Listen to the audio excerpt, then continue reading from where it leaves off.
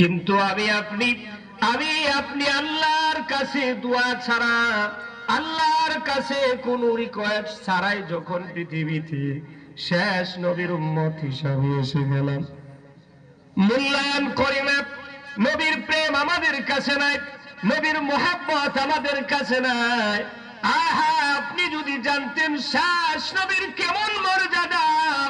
আমার আল্লাহ পাক বলেন, আমার নবী যখন মক্কাতুল মুকাররমায় বসবাস করত গো, আমি আল্লাহ আমার নবীর এত বেশি মোহাব্বত করেছিলাম, দুনিয়ার মানুষেরা রে ভালো করে কান লাগায় শোনো, জিবরাইলকে আমি মদিনায় পাঠায় নাই, আমি জিবরাইলকে মক্কায় পাঠায় দিলাম।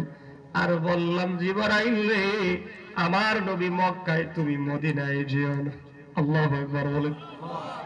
আমার নবী মক্কায়, তো আপনারা জানেন কোরআনে মাজিদে দুই ধরনের সূরা আছে। এক নাম্বার সূরা হলো মক্কা, আরেক নাম্বার সূরা হলো মদিনা। নবী যখন মক্কায় ছিলেন, জিবরাইল মক্কায় চলে এসেছিল। আল্লাহু আকবার বলেন। নবী আমার মক্কায়, জিবরাইলকে মক্কায় পাঠিয়ে দিয়েছেন, আর বলেন, জিবরাইল রে, আমার নবীর কাছে কোরআনের বাণীগুলো মক্কায় নিয়ে যাও। নবী আমার লম্বা ইতিহাস বলবো না, নবী আমার মক্কা ছেড়ে আমার মরণ যেন তোমার কাছে মিনতি আমার,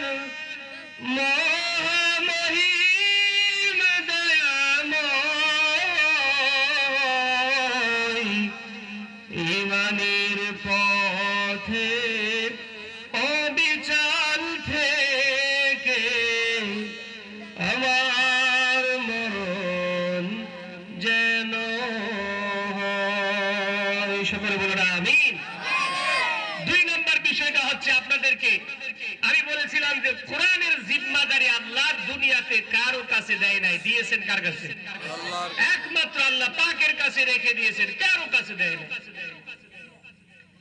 এবার শুনুন কোরআনে মাজিদ থেকে আল্লাহ পাক রব্বুল আলামিন সূরা হিজরের 9 নম্বর আয়াতে কারিমাটা আবার লক্ষ্য করুন। আল্লাহ পাক বলেন, ইন্না নাহনু নাযালনা যিকরা ওয়া ইন্না লাহু লাহাফিজুন।